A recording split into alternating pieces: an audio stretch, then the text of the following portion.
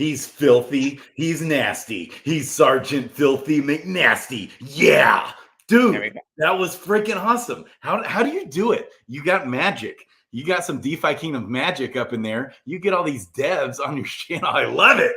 I was actually, yeah, no, I was chatting with Jack. You know, I was letting him know. And here's a magic secret for you and every other content creator. I mean, just ask, right? I've asked people and they've said, hey, thanks for the thanks for the invite. No, thank you, and very politely, right? It's, you know, I'm not, I'm not comfortable speaking. I'm not comfortable putting myself out there, which is completely fine, understandable. But then you got people like Jack's like, yeah, dude, let's do it. Let's talk lore. And I was actually chatting with him. You know, I was telling him, it's like, hey, I'd love to have you back, but more than that, I'd love to have the other content creators also have you on. I think it's important to sort of get exposure, right? I don't need a monopoly on sort of people. Just reach out to them, and I'm Okay, and sure. that's all you do is you just reach out. Yeah, absolutely. Yeah, there's no secret. I'm not in. You know, I've had to. You know, I've not bribed people, and I don't have the money to bribe people anyways. So. I love it, man. It's so awesome. I mean, it's just you're the perfect guy. You're the perfect guy to have uh, the I love it. OGs on. I love Man, it. I love it. I didn't even know who that guy was. Didn't even know he existed. I love it. Yeah, no, Woo! it's sort of interesting, and I kind of told them the same. I was like, hey, you know what? Lore doesn't get the love it deserves. What's what Zelda? I know I've heard you talk about Zelda. What Zelda without a backstory, right? It's just another game. Um, and you've seen it. I've seen it. The DFK model is one that is trying to be replicated. And what I was telling him was you can try and replicate it, but you can't duplicate it. Not when you have a unique storyline like the one he's developing. Yeah, right. Absolutely. It's so what was some of your takeaways? I was hoping Raph with Adventures in DeFi Kingdoms. Shout out to Adventures in DeFi Kingdoms. I was hoping he'd jump on. Maybe he Yeah, will. Let's yeah. see. Man, my geez, some of my takeaways. I mean, there's so much that he sort of gave us. Um, I, I guess my biggest takeaway is that I know many of us have talked about, oh, hey, DFK in a year or two or 5 or 10. I mean, it sounds like Jack's building out a storyline for many Yes. years to come, which is wonderful. I mean, it says a lot about him. It says a lot about the project. It's gonna be here to stay. I could see I could see them making a TV show. Just Oh, like an anime type show, like a right. lot of these other games do. So cool. I Man. mean, and the other thing the other big takeaway for me was, um, he's given DFK room to sort of go in a certain direction. You know, it sounds like, yes, he's got certain things mapped out, and it's not all mapped out, which gives him the runway he needs as a content creator, as a developer of lore, to be able to sort of pivot in whichever direction he wants to go. Um, we were sort of joking after the fact, is that, sometimes it feels like, sort of big picture, because lore is one of those things that maybe is ignored, right? It feels like he's working in the closet, sort of slipping papers under the door, sort of like, hey, this might be good, incorporate it. um but yeah, no, I think it's the lore that's gonna help us stand out above other projects. Yeah. Yeah. That is so cool. It's so not my field of expertise at all, but I love it. Like I love Lord of the Rings and Yeah, I man, know, and that's what's really cool, right? There's lots of little pieces here and there yeah. that sort of attract a wider audience, right? I know I've heard you talk about Zelda. There's games I've played, some board games that sort of remind me of DFK, right? Pokemon, sort of. It's just the nostalgic sort of 8-bit or 16-bit, whatever, sort of Game Boy games. It's sort of all there. It's one big nostalgic project. Right? Right. Raph. Rat in the house. Dude, that was I awesome. What am. do you think? Here's what happened. I right after the last stream with Jacksicles, which was awesome. Right? I decided I was gonna sit down, have a nice slice of peanut butter pie, and enjoy the CryptoGrady and SgtFilthyMcNasty YouTube. And then you called me out right on it, and you're like, "Hey, I was wishing Raph would join." And then I was like, "Oh shoot!" I looked at my phone, and I was like, you messaged me, so here I am. I can't ignore a summon. So hey, so what do you think? Okay, so just in case you guys missed it, SgtFilthyMcNasty, I put it in the description. It should be in the description of this actual video, his YouTube channel.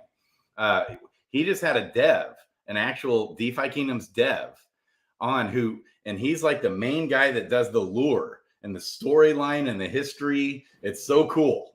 And so he just went live with them, with Raph, with Adventures in DeFi Kingdoms. Raph, tell me what you think, man. I love it. I was just blown away by the depth. Like, I mean, this guy's Jax's brain is like going like a million miles a minute. I can tell. And he is just he's coming up with ideas and like backstories for so many things. And I think that we weren't really able to get to it. I tried to be tricky with my questions, and he outplayed me very well. So I tried to go some directions of where I thought the present day lore was going, with who the baddie is going to be, what's the PvE quest that we're going to face, without just flat out asking him what's the PvE. Yeah, and he's got one. I mean, he's got a main quest that it sounds like it is built, and I mean it's built from a lore standpoint, but they had to put it on hold because of the market and what's happening with Harmony and the moving the game to Clayton. I was kind of surprised with your question. So I guess I have a lot of points here. Okay, do it. Kind of surprised by his answer to your question, Sergeant, where you're like, well, what changes are coming with the move to Clayton? And there's not a lot of lore changes coming with that. So they're just kind of rolling with the punches and just, which is cool too. I think that's fine. And I suppose they have, with a project like this, I suppose you kind of have to build it that way, right? Where you need to pivot on a moment's notice and make it sort of flexible enough to be able to change up the pace adequately and sort of change up the lore at a moment's notice. Yeah, man, I love it. It's so fun. Shout out to Noonie, baby, and Link. If it's Link and iOS code and Fishy Foods, baby. back to back. Wow, you guys are back for more. I know. All right, we'll take it. I know. I love it. It's true heroes. It's just awesome. I love this. Okay, so big news today: new pools on DeFi King in Crystalville. And so yesterday we talked about, I was slightly, I wouldn't say concerned is the right word. No worries if you kind of missed it. If you've got a ton of Jewel, you're good. Jewel is still gold, I would say, but I'm very bullish on Crystal in the short term, is what I was saying, because I think the actual circulating supply of Crystal is pretty low. Like 1/10, right, of Jewel, I'm guessing ish. And that's going to continue to increase as time goes on here because of the garden rewards and things like that. Okay. And so everyone's moving obviously over to Crystalville. We're going to need Crystal. Very bullish on Crystal. Also, yesterday, they talked about how they're going to be doing away with, and correct me if I'm wrong, because we're not totally clear. Are they going to completely do away with I know they're replacing X Jewel. X Jewel is going away, and they're going to replace X Jewel though, essentially. And X Jewel is going to be different on each realm. Yeah. So my understanding, and Raph, feel free to chime in. To preface my answer, my ongoing joke with everyone I know, including my wife, is I know nothing. But with that said, my understanding is that they're doing away with the X Jewel sort of version within the Serendale realm. X Jewel is still going to stick around, but code somewhere behind the scenes. And I don't understand any blockchain stuff. But my understanding is that X Jewel will continue to be X Jewel. It's just it's going to be coded different on the blockchain, which is why they're doing away with it. So it'll still be there. It's just going to look different for someone maybe like Nine Dwarf Rack. Okay. And the Yeah, pool, rebuilt X Jewel is what I understood as well. right? But the Do you same think? concept of jewel that you post up in the bank or in the jeweler, and then there will be a jeweler in each realm where you can Uh-huh. post your jewel. And I think there's also going to be, I go back to a few AMAs ago.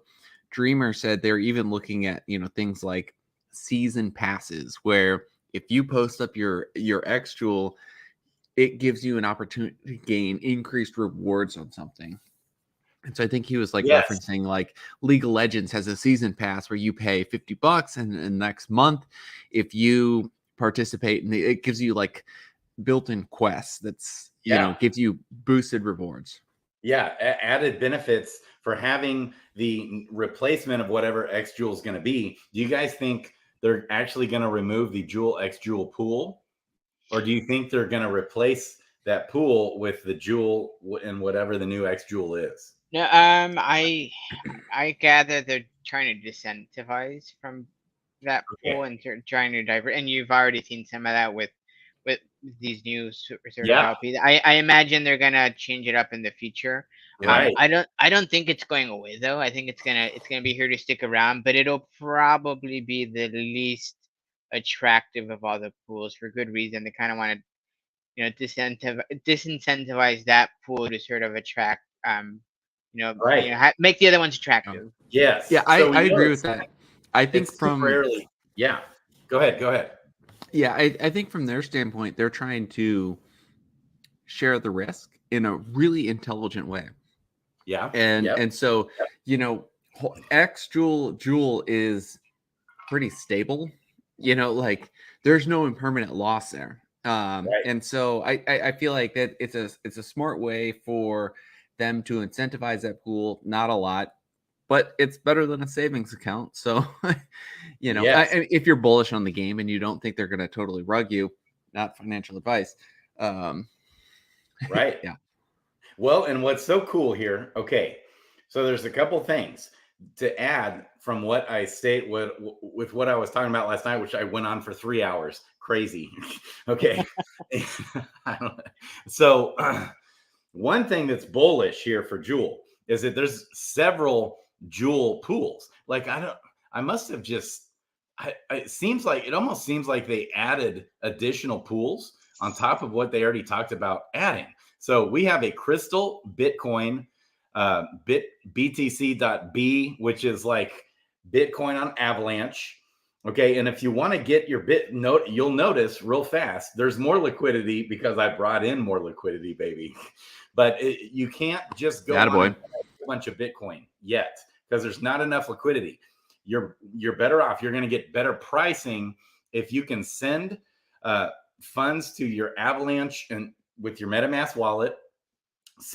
You could send Avalanche. Like I bought some Avalanche on a little bit on FTX, sent the Avalanche right into my MetaMask wallet on the Avalanche chain, and boom, bought some Bitcoin there. BTC.B, Bitcoin.B, the Avalanche Bitcoin. I also did with the Synapse bridge. I had some funds on Pancake Swap, providing some liquidity there with Bitcoin. A lot of Bitcoin there, and I just sold that into BUSD, and I sent that through Synapse to the Avalanche chain, and it came to the Avalanche chain as USDC B, I think. Like it's an Avalanche form of USDC, and then I bought the Bitcoin there, and then from Synapse you actually can't bridge the BTCB. It's weird. But you can. I don't know why you can't through the website or the app, but you can through the game. So if you go to the game and you go to bridge tokens, and you have to be on the Avalanche blockchain, and it'll say bridge Avalanche to get started or send Avalanche to get started. And you just click that and it takes you right into it's actually a Synapse built-in bridge, and you can send in the BTCB that way, because there's still not hardly any liquidity, even though I sent in a few grand actually. So Raph, I was telling Crypto Grady, he needs to rename himself the Liquidity King, because you're like Love it. all over the liquidity pools. I love it. I know. Yeah. And so I did pull out my liquidity with the eggs again. Yeah. So I can jump in these pools. So there's not I think that's smart. Yeah. Yeah. And because I thought for a second, you know what? There might be people trying to sell their eggs to jump in these pools. And there's rewards on the pools right now too. So yeah. So I'll digress a little bit. First off, I mean, you're pumping out content left and right. I barely got through the Thanos pod today between like my drive to work, lunch break, and drive home. So well done on that. And that was a good one too. So thank you for had Fan the pumping Man out on the content. channel, baby. Yeah, I love Thanos so much. I mean, is there a guy that has better critical thinking than Thanos? No. Like, yeah, I'm not qualified to answer that question. I.e., I'm not that guy. So he's good. If he ever does a project, and I told him, because I don't know if you saw my second video, because he's kind of ringing the alarm bell. He's been frustrated with the team. I think this goes back quite a while, kind of ringing the alarm bell. And then I did the video last night, and because it's like the AMA started right as we were still talking. It's like we had to jump off, obviously, for the AMA. And then I shared kind of some more of the things I wanted to share last night in the 3-hour long freaking video on and off. And then he was hitting me up. He was, but it's good. Like, we're good. I get him. So it's like, I love guys like him. It actually, so he is ringing the alarm bells, with the team. And so we got into it a little bit. And so I'm just not. I mean, sure. I like it. I mean, it's, Yeah. I agree, like whether it's you, Thanos, I mean, we got to bring the constructive criticism too. Sure. And it's like, we all love the game. It's a passion for us. Those of us who are still here in the bear market, you're drawn to it for reasons other than financial. Right.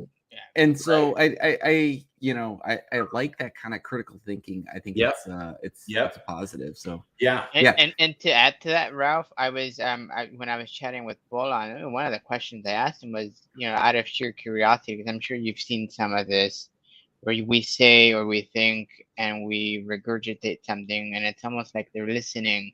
I mean, he confirmed that they listen to a fair amount of what content creators are saying. Not for anything other than, we're in many respects sort of a booming voice of the community at large. I think part of what we talk about is things we're hearing others talk about, and sort of some of the larger questions at hand. So, I mean, to your point, I mean, critical feedback is super important. It's one thing to sort of criticize a project. But if we're going to do it, I think collectively, it's nice when we can provide constructive criticism and say, hey, you know what? My ideas may not be the right ones, but here's what the community is saying, or here's what, here's maybe one way to sort of take something. Have you considered this? And it's nice that they're listening to us. Yep. Yeah. Man, Tony Travels in the chat, dropping the truth bombs here. Good. That's right, Tony. And Ryan, we got Tony Travels in the house. We got Worm 369, baby, and he was in on your video. And Ryan, yep.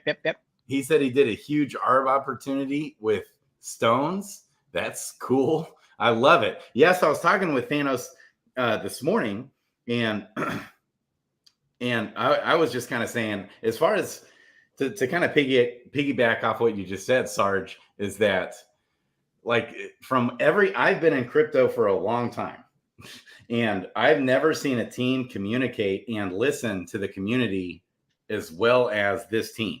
So if he's going to have a hard time finding a team out there that will even touch this with a 10-foot pole, like with a million-mile long foot pole. And so it's like, man, you're going to have to like start your own project to get what you're looking for, I think. And if he were to start a project, there's no doubt in my mind, it would be phenomenal. Whatever he's going to put his hand to, which right now is Diffkey. He said he's working on other things too, but Diffkey is kind of his main baby, which is a botting service that Raph, I know Raph and Nightdorf use. Love it. And we had him on talking about, I mean, that's really why I had him on, was to talk Diffkey. And it's I'm a masochist. Mm-hmm. I'm a masochist. I have 91 heroes, which I manually quest, and every time you are a and every- masochist. I am, and every time I do it, I'm like, no more. You know, this weekend's the weekend I sign up to something. I don't advise it. Right. Yeah. And I mentioned it. There's someone in the chat who's like, I refuse to use a bot. I'm gonna manually quest indefinitely. But in truth, you know, I'm not maximizing my heroes' potential. Really, I mean, I can realistically maybe squeeze in a quest or two with that number of heroes. I mean, it's unrealistic. Did you guys see the tweet that went out by I can't remember who from the DeFi Kingdoms team put it out, but there was a tweet that had a like an image of like it used the words like queuing when it came to quests. So I think there is potentially some quality of life improvements that are not that far away. That I mean, I think there's like, you know, there's advantages. Like obviously, I'm a huge Diffkey supporter, a little biased, and like I enjoy it.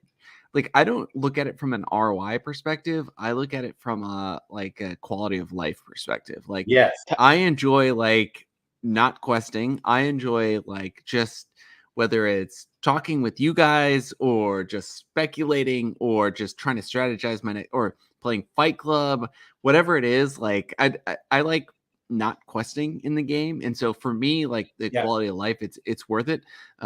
But I could see some of these features being brought in game, which makes it like less necessary to have a quest. But and they've already talked about that. But then one of Thanos's point, Than the Man, baby, was that like, so, and I didn't even realize this is this DFK quester that I'm always going to. It will do that for you. So DFK quester. So that's one thing, Sarge, is you could do is jump on DFK quester, and it's in an automated kind of way quest like in batch your heroes or something. And you know, Tony's point, I am bot shopping. I haven't made it there yet. But I am sort of, you know, I love Thanos. I love Diffkey. You know, but there are other projects out there, right? DFK Quester. There's Waifu with Carlos. And they all sort of bring in their own pros and cons. Nothing's perfect, right? But I do love what you say, Raph. There's no Order 66, so that's important to me. And Jordy, I meant to give Jordy a shout out, and he's been saying this all throughout the chat. Is the quester, it doesn't ask for your keys or anything. It's just like you might as well do that in the meantime. Have you guys seen, you know, and I know gardeners get such a bad rap, but I think I saw Noni post this on Unity Guild. With all the new LPs out there, you could quest up to, I think, 28 gardeners at once. Which is interesting. I probably had that many gardeners to begin with in my wallet, because I have Gen Zeros that are gardeners. So, I honestly, and I'm a little out of touch with my questing, as I just stated earlier. So, I'll mute myself. And so all these pools, man, these pools. So here's what's bullish with Jewel. There's several of these pools, like all these pools that were added with Crystal Clay. So right now, as we speak, this is going to keep going down. This was like in the thousands of percents, right?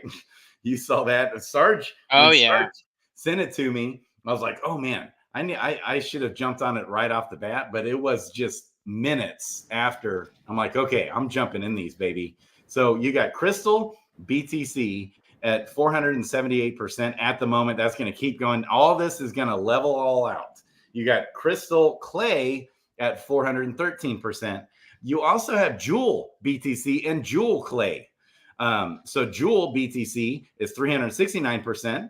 So it is less. It's about 100% less, which is still phenomenal.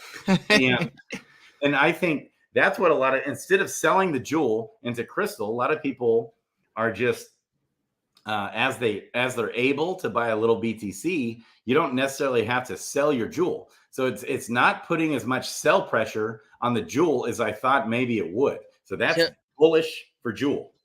You know, it was something. It was a question I brought up to you, Raf, because I was wondering if you knew what the allocation, how that played into the LPs. I reached out to Mr. Zipper to pick his brain. I was like, well, what does it mean? The AVAX, you know, over in Serendale, AVAX pool allocation, something like close to 50%. So the way it works, it's a multiplier. So yes, APR is one piece of it.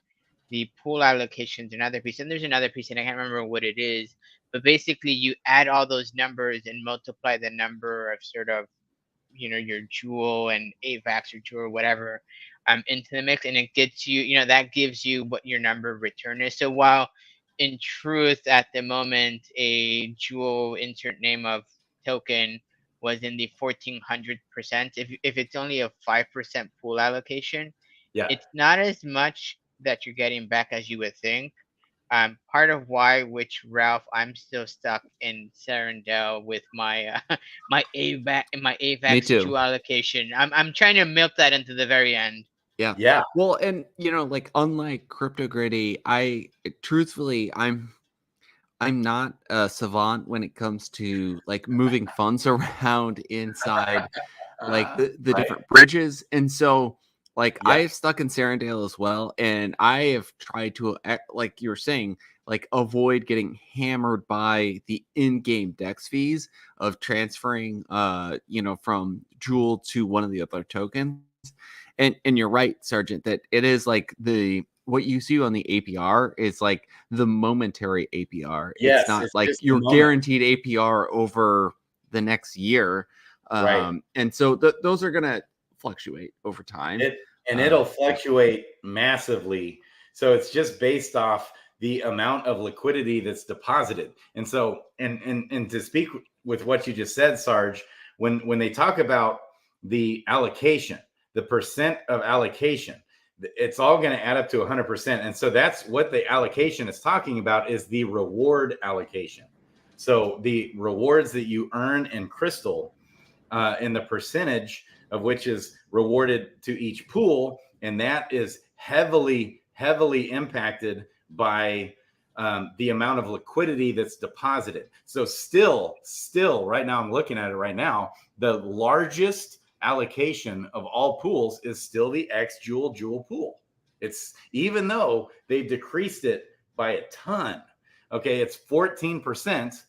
So 14% of all of the Crystal rewards, okay, are being allocated to the X jewel pool currently. 1% is ETH USDC, 10% is Crystal jewel pool, 15% is the Crystal AVAX pool, 9% is the Crystal ETH pool, 5% is the Jewel USDC pool. So there's a Jewel USDC pool that was just added. I don't think that was there. There's also a Crystal USDC pool. That's at 15%. I think that was there. I think, if I remember right. Then now, this is a new pool, is a Jewel AVAX pool. So we not only have a Crystal AVAX pool, we also have a Jewel AVAX pool. We have a BTC here. This was one that was like, whoa, surprised me that it's even there, is the Bitcoin USDC pool. Just like there's an ETH USDC pool, which is brilliant. That's only 1% of all the rewards. Well, then is it wrapped? Is it a wrapped BTC coin, or is it straight up BTC? It's the Avalanche version of Bitcoin, essentially. Yeah. So I don't. So it's wrapped in that way. Yes. And I think it's smart. Like, I mean, they're going for, you know, just bringing in outside funds. Like, I mean, why not deposit on our DEX? I mean, you can gain more than your typical savings account. That's what brought me in initially. I wasn't playing the game. I was just getting some of these jumping in, and it caused me to buy Jewel. So that the reason why the allocation is so small. And you're like, what are these nerds doing over here? the reason why the Bitcoin USDC pool is only 1% is because they don't want to incentivize those pools as much. They still want to have it there, though. It's genius. Yeah. Because it might go down to like 15, 20%, but that's phenomenal.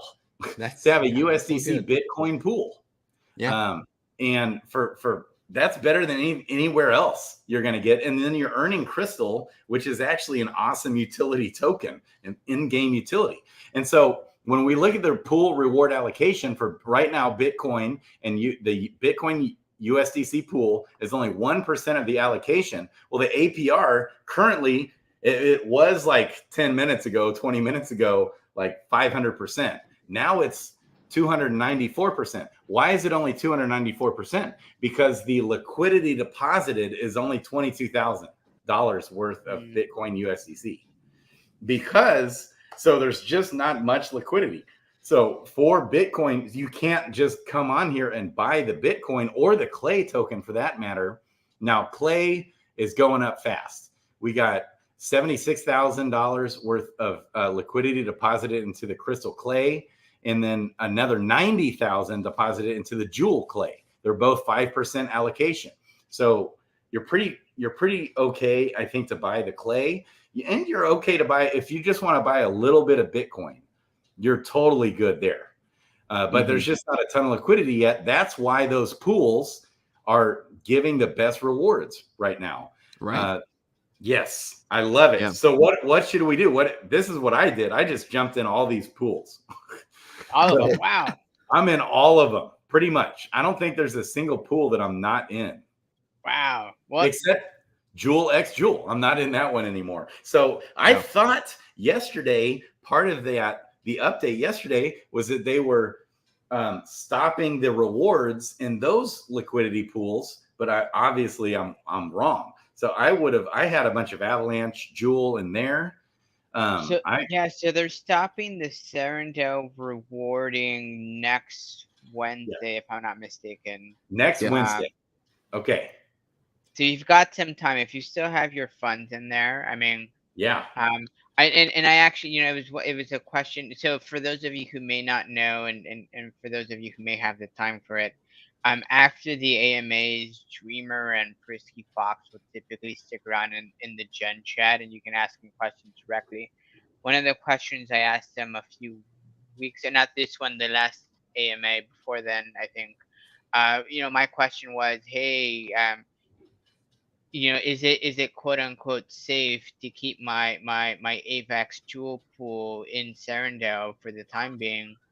And what he said, he goes, well, his answer was something to the effect of, well, it's as safe as it was last week. 1, 2, what I'm going to do is I'm going to keep it there to the bitter end. I can't tell you what to do, but I'm keeping it there to the bitter end. Yeah. Which to me says, keep it there to the bitter end. Right. and you're still going to have plenty of time. Even after they shut down the rewards, you'll have plenty of time. Right. To move it all out of there. So, I mean, we're talking, but you don't want to wait. You don't want to leave it in there. You don't want to leave it there. Yeah. But move it when you can. But you can, maybe sometime after next Wednesday, start thinking about moving it. Will get snapshotted. Right. So, and you'll see it in 6 months. Yeah, I know it, man. So, yeah, who was it on here? I'm scrolling back up. Somebody said they saw me buying some pets, baby. So I thought they were doing away with the rewards on, I guess, Wednesday. So what I did was I pulled out that liquidity and I bought up a bunch of pets, baby. I bought a mythic. Nice. And I bought several legendary pets and maybe a couple rare pets. Yes. I know. Are you still not doing pets and eggs, Raph? Are you holding off on that? I think I have like one pet right now. Okay. So yeah, I'm kind of holding off and I'll probably do a Crypto Grady style moment where I think there's a lull in the market and I'm like, all right, I'm gonna go get pets now. Yep. It's who knows where the bottom's gonna be, but I feel like we got to be everyone's kind of forgetting about pets. I am worried about this. Well, I should say, let me clarify. I'm worried about my idea, and for my own selfish reasons here. I think that they are close to launching level 10 quests. and level 10 quests will have the Yes, pets I added can't to wait. them. And so I think the question we have to ask ourselves is, do yellow and green eggs come out before level 10 quests are released? And if yellow and green eggs do come out before level 10 quests are released, I think pet values are going to plummet because, all of a sudden you've doubled your supply of pets on the market probably day one. And your demand has stayed the same. However, if the level 10 profession quests come out first, then it's going to go the other direction. So I'm kind of just trying to read the tea leaves, see what's going on. Don't know what's going to happen here. But that's what I'm looking out for. So I love. Yeah. No, sorry. Go for it, Crypto. Well, Really. so I was kind of reading through the chat. What you just said? If they bring the hatcher out before the profession 10 quests, that you think will crash further? Is that what you said? Well, not just the hatcher for blue and gray eggs, but the hatcher for the yellow and green eggs. Yeah. I think that's the key, because I think there's a few gray and blue eggs that haven't been hatched yet that people who are questing now on Crystal Vale have built, but there is a far greater sum of yellow and green eggs that people have accumulated over time that have not been hatched yet. So if the hatcher for the green and yellow eggs comes out first, I think pet drop prices are going to just go down because there will be no pet utility. However, if instead the level 10 profession quests come out first, there will be pet utility. And then that's when I think the pet prices are going to skyrocket. Yep. I mean, your mythic might double or triple in value. Yep. Yeah, it would probably see a short-term surge and then a hard crash like we saw last time. You're probably right. Yeah. I can't help but collect eggs. I don't know how many I have now. I maybe have not so many, but I like I think I heard Neindorf say this. I like the idea of one pet per hero. Just the idea just makes sense to me. The gambler in me says, you know what? Let me buy a green egg at 11 or 12 or whatever they're trading right now, which is very, I mean, big picture, such an insignificant number. If you're sort of a DFK diehard, and take that gamble on a mythic, maybe a mythic pet, which is 2, 3, 4, 5 times the price you bought your egg at. But again, the theory in my head, or the idea in my head, is one pet for each hero. Right. Mm-hmm. Yeah. So yeah, it surprised me to see how much cheaper the legendary pets are compared to the mythic. So I was buying up some of those floor legendaries. Man, I feel like I got phenomenal deals on those. Crypto Grader, I do have to. I want to at some point, before I forget it, because I just remembered. I do want to regale you guys with some of the takeaways I had in my Spanish DFK sort of conversation. Some interesting pieces, some things I had not really considered. I a couple of takeaways from the community. One being how, I think K Jewel at the price it's at, well, anyone can afford a hero. Heroes for everyone. I went from a handful to 91, right? They were sort of relaying the fact that for mass adoption to happen in sort of Latin American countries, these scholarship programs really something they're looking for. You've got people within the Spanish community who don't have but 4, 5, 6 euros. And that was something of interest to me. I think many of us, especially if you're stateside or some, if you're operating with euro or the pound, you don't think about how, for me, how much for granted I was taking the quote unquote low prices. That was one thing. The other thing, sort of, and it came about in conversations with them about Fight Club, and I was sort of teasing out the idea of like, hey, you know what, maybe we could do a Fight Club video in Spanish.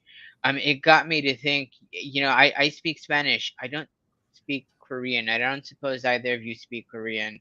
How are we disseminating any of this information to the upcoming sort of, I imagine, influx of Korean players who are onboarding with Clayton are, if they're anything like the Spanish community, they get their information third, fourth hand.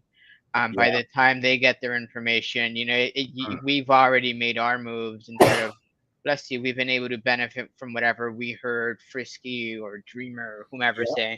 say. So it got me to think like, hey, you know what? Um, we talk a big game about incorporating the communities, and we try our best to sort of do that.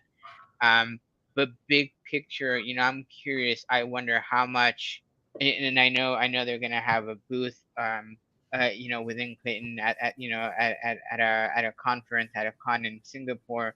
How much thought the project is putting into sort of really being multilingual inclusive. I'm not for anything other than, the more players we have as a project, I think really it's best for all of us. Any thoughts on that from either of you? Oh, a lot of thoughts. Go.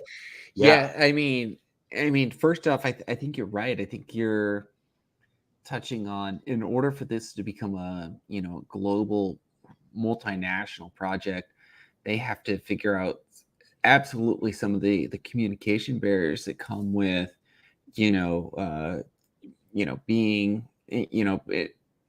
how do you contend with English being your native language? And a lot of us pick up our alpha from the AMAs, just like you indicated, Sergeant. So I think that's super insightful, and I hope the team comes up with some ideas for this. um I think where I could see this going as well, what I've seen with some really advanced games, like and maybe it doesn't make sense, maybe it does, but you look at some games like MMOs, like you look at StarCraft or League of Legends, or other games in that space. You see is specifically like the Korean groups have a really strong presence and strong community, and even the ability to develop their own metagame when it comes to defining like what could be really strong when it something like Fight Club. So I'm looking forward, and I actually hadn't thought about that before. So one of my action items is I need to talk to Joseph slash Brad Pitt slash Connick slash Tyler Durden, Yes. and see, can we, like, what does Discord do? Like, because the game is Discord based right now, like, Yeah. does Discord naturally translate things? I'm ignorant in that regard, and so I don't know. But I'm hopeful that our communities that we can lean on outside of the U.S. as well will start to develop their own meta games in a really healthy way. Like, that's something that I've seen happen in a lot of other games. I hope we can tap into that. And there's a lot of times where the regions outside of the US actually are leading the pack when it comes to developing new metagames as well. So hopeful and looking forward to that. In general, I think the whole language barrier when it comes to AMAs and disseminating information, I mean, you couldn't be more spot on there, Sergeant. So Yeah. good I mean, topic. what solutions are out there for all the different I see on Discord, on the DFK Discord, they have a whole bunch of languages on there. But is there, I mean, are there Do, staff that do you know what, and maybe this is where you were heading. One of the things I asked him is like, well, how do you think the community could benefit? And it wasn't I was speaking to the Bolon equivalent in the Spanish community. And it wasn't him who brought it up. He I suppose he wouldn't, but it was someone else in the group, in the chat box, who said something something to the effect is, you need to start paying mods again.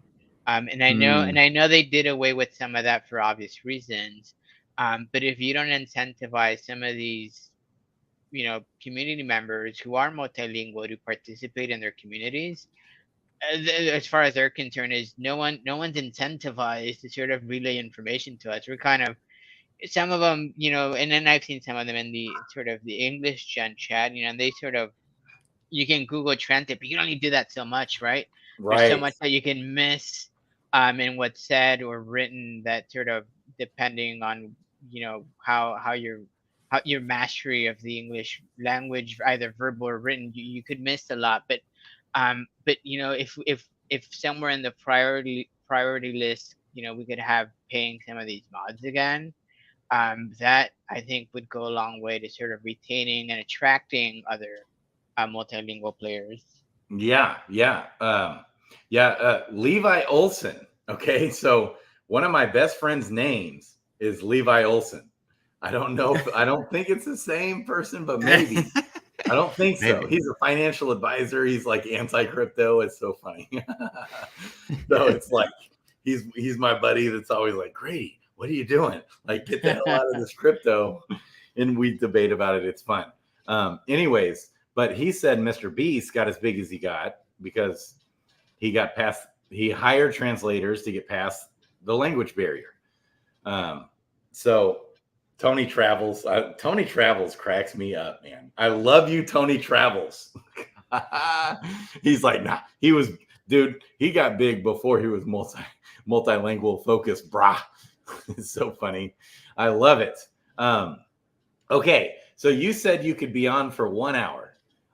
I can do a I do have to. I have to go to sleep here. Okay. I'm running up on a hard stop with. I got a birthday party for my 8-year-old tomorrow. Early happy birthday! So, yeah. Yep. Raph has already learned this the hard way. When you get on with me, it's a time warp, baby. It goes all of a sudden. You look back and you're like, "Holy cow! It's happened? It's past midnight. What's going on here?" Right. I can maybe do about 15 minutes here. Okay. I love you guys. Thanks for having me. Love you. Both your podcast earlier, Sergeant, and your podcast about crypto. Thank you. Love you guys so much. Thank you. Much appreciated. Catch you later. To my Spanish speakers out there, adios. Adios. Yes. Love you guys. I love it, man. I feel the Link. I feel the bromance. Okay, you gave me this awesome organized list, Mr. On the Ball, Mr. Sergeant, Mr. Filthy, Mr. McNasty, baby. Is there anything that's popping out that you want to talk about the most? I've heard you mention this before, and I don't know how much we got into it, but I've heard you mention the idea of how different people sort of level up their heroes, and what I will say is there is no right answer, but what I'm doing, very true. What I'm doing is that I'm taking the approach of, there are some people who will do like, half your heroes, I'm gonna profession level them up. The other half, I'm gonna go ahead and level up for potential PvP, PvE, which is all speculative. What I'm doing is I'm 100% leveling up my heroes for potential PvP, PvE. While it's speculative, right? My thought is that the future of the game isn't within questing. Yes, there's going to be a need for questing. Absolutely. But PvP, PvE is the future of the game. And people will covet heroes who are potentially, right, PvP, PvE ready heroes that you've leveled up. And I bet that, a level 10 PvE, PvP hero will go for more if you're willing or wanting to sell than, a quested sort of profession quested sort of hero. With that said, there isn't a right or wrong, but I really think the future of the game is sort of heading in that direction. And that's sort of the strategy I'm using. Granted, with that said, I've also attempted to sort of summon heroes that sort of fall within the realms of profession quested boosted heroes. Like, I'll have miners who, I'll have a warrior miner who's also strength boosted and endurance boosted. You kind of get the best of both worlds, and have to crapshoot. You want to always get those, but I try and shoot for those, because then at that point in time, it's, hey, they're profession and PvP ready. So I mean, that's what I've been doing. And that is totally, I agree with everything you said. Well, and the first thing you said is there's no right or wrong way. I love that about this game. So it's so fun. That's why I specifically love this topic, because the debate is beautiful. And real quick too, this really is my buddy, Levi Olson. Dude. Is it really? It actually is him. I think. Oh, no. Okay. I'm not sure it's actually him though. He may Okay. be trolling you, but how long have you talked? When's the last time you spoken to I've him? never seen him on YouTube at all. That's so funny if it's actually him. He's just a phenomenal human being. One of my best friends on the face of the earth. Levi Olson, baby. If that's actually you, man, I love you. He's like, hey, I'm not totally against crypto. Oh man.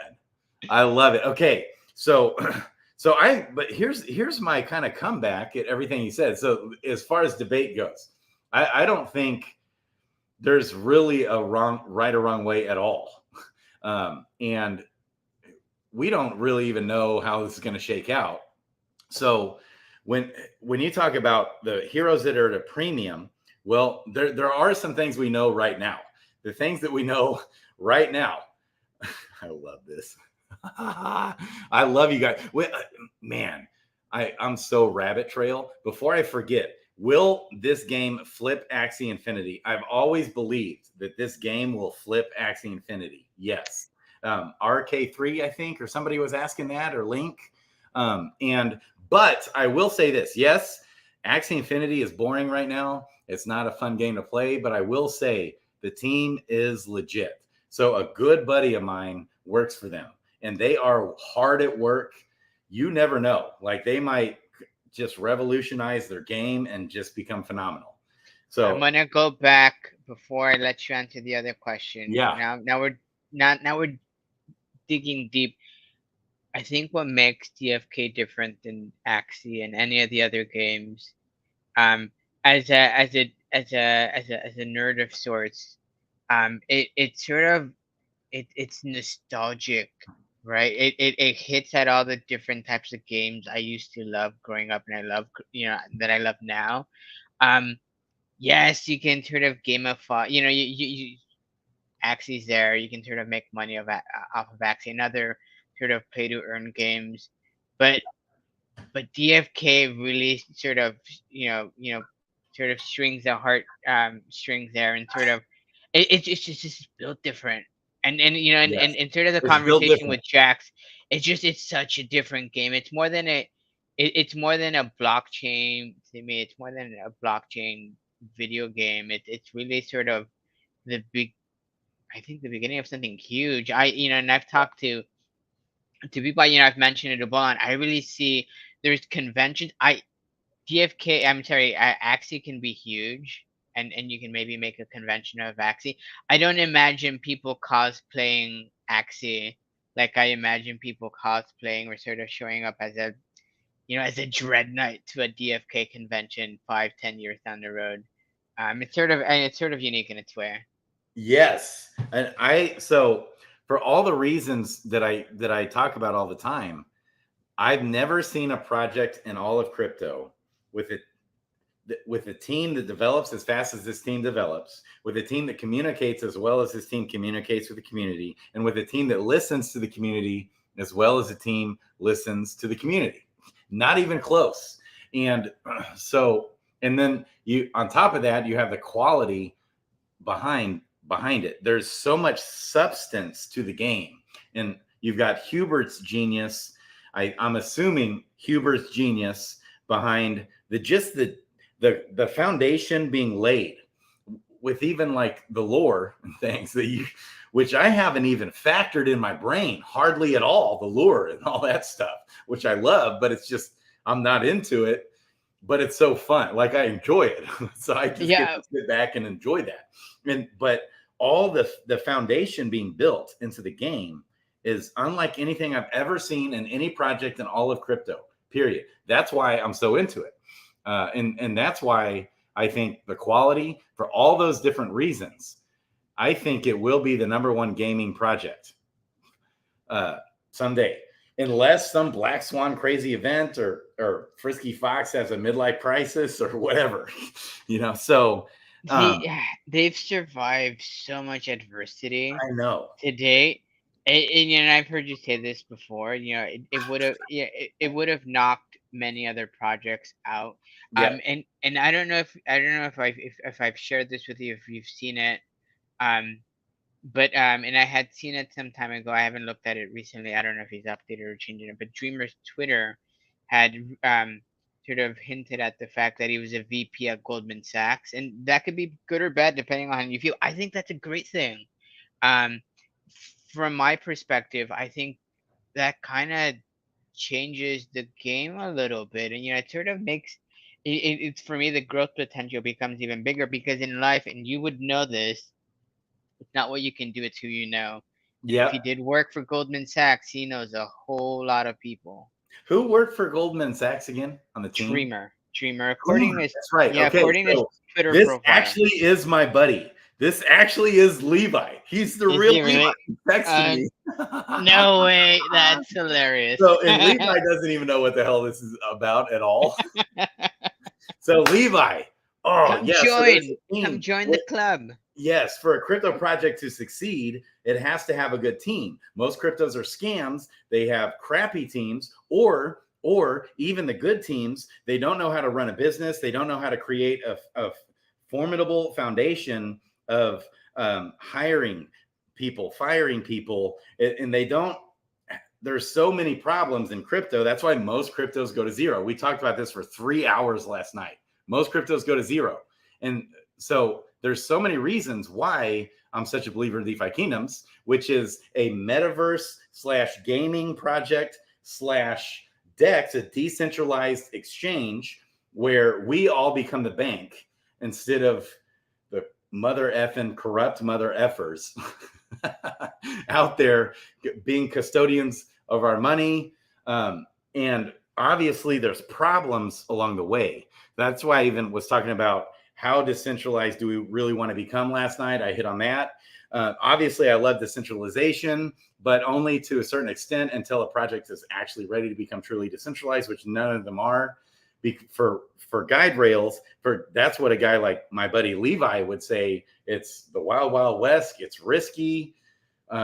Okay, so that's where I love Binance with CZ. I think the reason why it succeeded so well is because it was centralized. So, and it still is pretty centralized, but CZ is a benevolent dictator essentially over the project, and he's phenomenal. And that's why it's been one of the greatest all-time gaining assets in world history behind Bitcoin and Ethereum. And Ethereum has done it right to an extent as far as they're taking it slow, but the goal, yes, the goal, Tony Travels, the goal is to become decentralized. Yes, with the proper guardrails in place where the ecosystem can actually sustain that. So anyways, there's so much upside with this project because I love the team. And they're definitely human beings and they're not perfect and they've been through hell and back 50 times over, unlike anything I've ever seen. And then the resilience they've shown to even dig their heels down deeper and create a stronger foundation is phenomenal.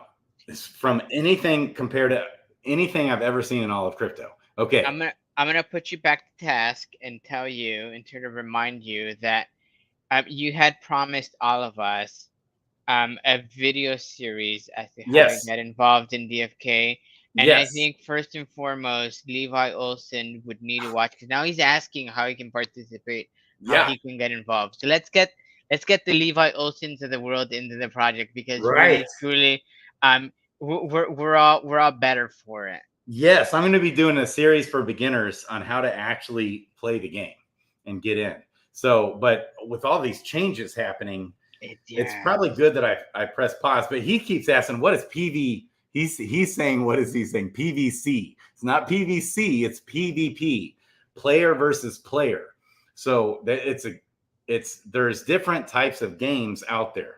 Now this game isn't really a game, but there's you can gamify it sort of. And then there's games like Fight Club built on this, and that's more of a complete strategy game. Built off Discord that's like more sophisticated than the game of chess, and more strategy goes into the game of chess almost. With Fight Club, it's phenomenal, which just kind of tells you something about the foundation that's built into this with the heroes. Phenomenal. Okay, so back to the leveling argument. Should we even go there? Because let's finish off there. Absolutely, because it's an important one. Yes. So leveling. Okay. Here's what we do know. You mentioned the day is going to come when everyone is going to want a awesome, perfectly leveled hero. Okay, and that's going to be. But what dictates right now in the tavern? What's the number one thing that dictates the value of a hero? Yeah, and that's changed. I've not bought a hero lately, but for the longest time it was, and it's changed. For the longest time are they minors? It sort of pivoted to, are they an advanced class hero? Is it a paladin? Is it Yes. a dark knight? Yep. Is it a dread knight? Right. Now, obviously, yes, the class is the number one factor in the value of the heroes. The number two factor, what would you profession. say? Is what? Profession. Is the profession. Yeah. And I don't think so. So here's what my gut tells me is that so everything you said, I 100% agree. It's not about profession quest. This game is not about profession questing at all. Like, you'll go mad, crazy with even with your 90 heroes. Imagine having 600 heroes and manually questing that. Okay. No. Oh man, that's a full-time job. It literally was, but as Levi knows, like I ghosted Levi, my best friend, and he's going through his own stuff too. Like, so we kind of haven't we all? Like, I was not talking to anyone on the face of the earth and outside of my own kids and my ex-wife, and focusing on that, and it was like a coping mechanism was questing my heroes. All the dopamine hits you get from that. Now, okay, but forget that, like that. And I knew all along that is not a sustainable model. It's like, it's no way, Jose. And even if you have 30 heroes or 5 heroes, I would still get a bot even with 5 heroes. Now, I mean, I don't know. I meant to go over Diffkey's pricing plan too. I don't think that would make sense if you only had a few heroes. So we know that's not going to go away. Now, the training quests have come, and that's like a hallelujah for all your ignored profession guys, which is pretty much everyone. So I love that. So, and I love how there's no right or wrong way. There really isn't. And to that, yeah. I would say that for those of us who are like, oh, hey, level them up to be PvP, PvE ready, it's all speculative. No one's told us what PvP, PvE is going to look like. Right. We're all taking wild guesses. They're I think strategic wild guesses based on what we think we know. Right. But that can change. And to your point, what we do know is what we know, right? What we do know is that certain traits make a better questing profession hero, right? That we know already. Yes. And so I can see the argument for that as well. Yeah, and so here's the rest of my argument to follow up with that. Like, even with Fight Club, there's several more arguments I have. So you're actually putting yourself more at risk by not following the profession. Whereas me following the profession always with all of my heroes. Okay, the worst case scenario is I'm going to realize that, oh, yep, they're right. The by far the community at large is right, and I was wrong on how to best level your heroes, specifically when it comes for PvP. In that, but I'll still be able to quest better, which means I'll level up faster, which means I'll also be able to pair with a pet better. So when pets come, one cool thing with pets that I love for the anti-profession guys, that all the guys that are disagreeing with me, which is I think a godsend, is that if you have a fisher, you can get a foraging pet and link them with a foraging pet, and then quest that fisher as a forager, essentially, is my understanding. That's going to be coming. So that's awesome. But if you have a fisher and you pair him with another fishing pet, he's going to have a better outcome otherwise. It's going to be like an extra bonus of some kind. We think. That's still total speculation. Okay, so he's going to be questing better, being more profitable, getting a better ROI on your heroes, which when you get a better ROI on your heroes, what that means is you level up faster. So it's kind of like the argument of even on the Bible, the leveling Bible, it says, look at vitality in the first 10 levels of the hero. You might consider just always doing vitality. That way you'll have more HP in the long run. Well, in the same way, the same mindset of going heavy on vitality is leveling up with profession the first 10 to 15 levels, which we're in the early stages of the game. And then from now on, you have another 85 levels in that hero's life, okay, that you can focus on when we actually have real data on how it's going to affect PvP. And the whole time throughout the rest of that hero's life, they're going to quest better and more effectively. Also, when we look at like things like Fight Club or DFK Arena, Dex is awesome for everyone. So because Dex is almost maybe the most effective stat, which that could change. He might tweak that. But if you like look kind of deep into the game, it surprised me because Dex was kind of the one that I was thinking maybe is the less effective for PvP. But in that game, it both affects your speed and it affects your power. So and sort of, you know, I hate to make statements without being able to quote where I got them from, because this one I don't remember where I heard from. But if I recall correctly, I had heard someone reference the fact that while yes, there isn't a specific this is how PvP functionality is going to work in relation to your stats and your heroes, that there is a way, or that the devs are paying attention. yes. Meaning that, you know, they're not going to just change it up on us. And, you know, if you had a warrior, you Right. know, overnight intelligence and wisdom is going to be important, because that's not what you know, that's not something that's on the radar for anyone. So, Yes. Right. you know, so again, going back to the original sort of statement I made is that, yes, we're trying to do what we can based on what we know, but what we know isn't a lot.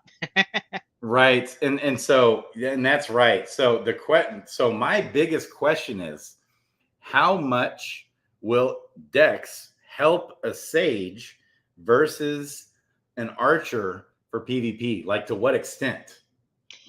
So, or not help, you know? And So that's like, you know, to what degree or level will that factor into PvP is my and biggest question.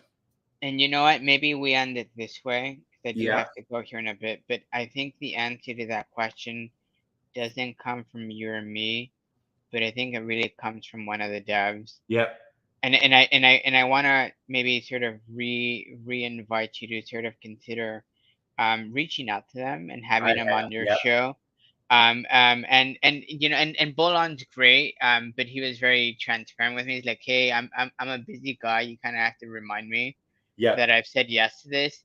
And in full transparency, I bugged him like every day leading up to the day of our interview, which he was totally okay with. He understood, Yeah. you know.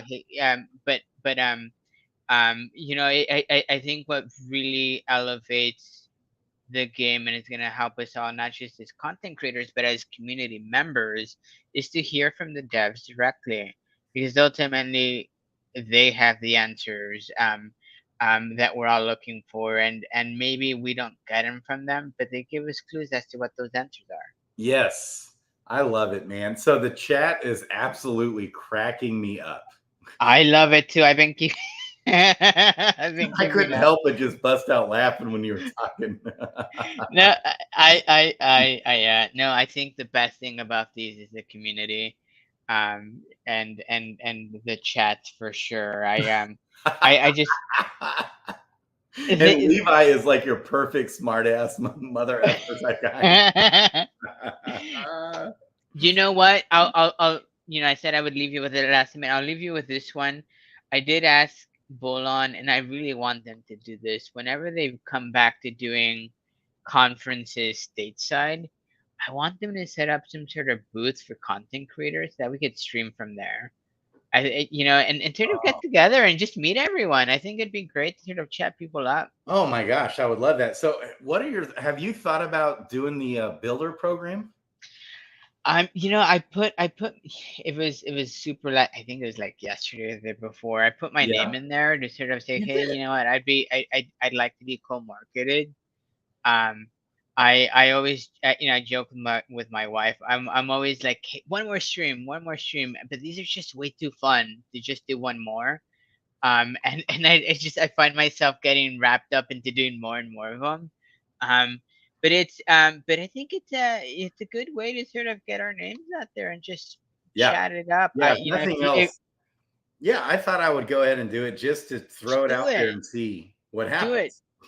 Yeah. do it. Uh, Yeah, no, and if your friends are like mine, like they kind of don't care about DFK. So what I do is I like to talk to people who do care about it and sort of they're in my world too, and sort of just you know just chat it up. Have a couple drinks, chat it up, and just have a good time. I love it, man. So phenomenal, dude.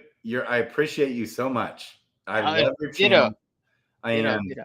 Oh, you're such a breath of fresh air. I love your posture.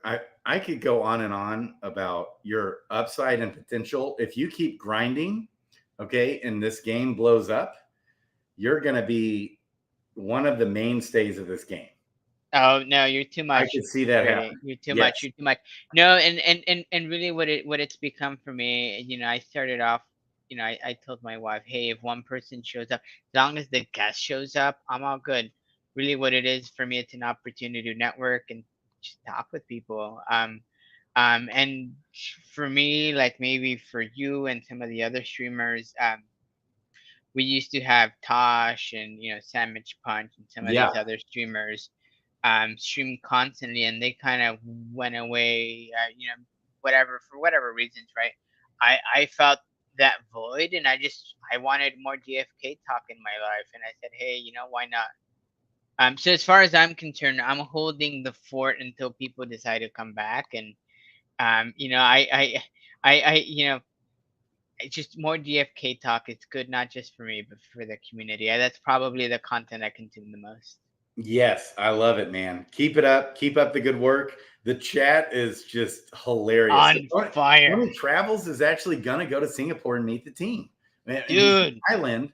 My sister was living out there in If Thailand and in Malaysia, right there, and would go to Singapore. She could just like drive an hour away to Singapore or something. It's if Tony Travels doesn't come back with travel pics, it didn't happen. So Tony Travels, I'm putting you to task.